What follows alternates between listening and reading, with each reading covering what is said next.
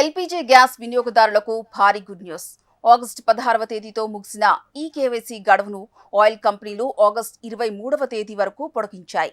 చాలా మంది ఇంకా ఈ ప్రక్రియ పూర్తి చేసుకోకపోవడంతో వారం రోజుల పాటు పొడిగించాలని నిర్ణయం తీసుకున్నాయి.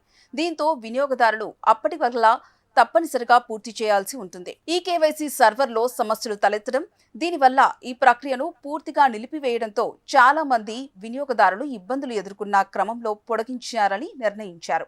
అయితే గడువు పొడిగించిన కేవైసీ ప్రక్రియలో సమస్యలు తలెత్తినట్టు డీలర్లు చెబుతున్నారు. గ్యాస్ కనెక్షన్లకు కేవైసీని పూర్తి చేయడాన్ని కేంద్ర ప్రభుత్వం తప్పనిసరి చేసింది. ఆగస్టు 16 కల్లా పూర్తి చేయాలని పదే పదే ఆయిల్ కంపెనీలు హెచ్చరికలను వినియోగదారులకు జారీ చేశాయి. పదే పదే పూర్తి చేసిన వారికి SMS పంపించాయి. అయినా సర్వర్ సమస్యల వల్ల చాలా మంది పూర్తి చేయలేకపోయారు. దీంతో ఇప్పుడు గడువును మరింత పొడిగించారు.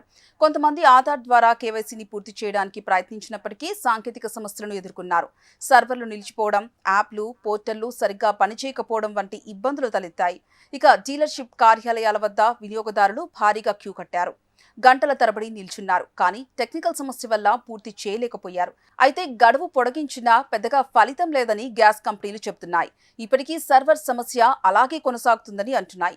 దీనివల్ల పనుల్లో వేగం తగ్గిందని ఆరోపిస్తున్నాయి. సర్వర్లు ఎక్కువసేపు పనిచేయకపోవడం వల్ల కేవైసీ పూర్తి చేసేందుకు ఆలస్యమవుతోంది. క్యూలో నిల్చున్న వినియోగదారులు వెనక్కి వెళ్లిపోతున్నారు. గ్యాస్ ఎవరి పేరు మీద అయితే ఉందో సదరు వ్యక్తులు తమ కేవైసీ ప్రక్రియ పూర్తి చేయాల్సి ఉంటుంది. ఇందుకోసం మీరు ఏ గ్యాస్ కంపెనీ కనెక్షన్ తీసుకున్నారో ఆ కంపెనీ వెబ్సైట్, యాప్లోకి లాగిన్ అయితే కేవైసీ అనే ఆప్షన్ ఉంటుంది. ఆ ఆప్షన్ ఎంచుకొని మీ Aadhaar number, gas connection number నమోదు చేయడం వల్ల సులువుగా పూర్తి చేసుకోవచ్చు. ఇక మీ గ్యాస్ ఏజెన్సీ కార్యాలయానికి వెళ్లి కూడా కంప్లీట్ చేసుకోవచ్చు.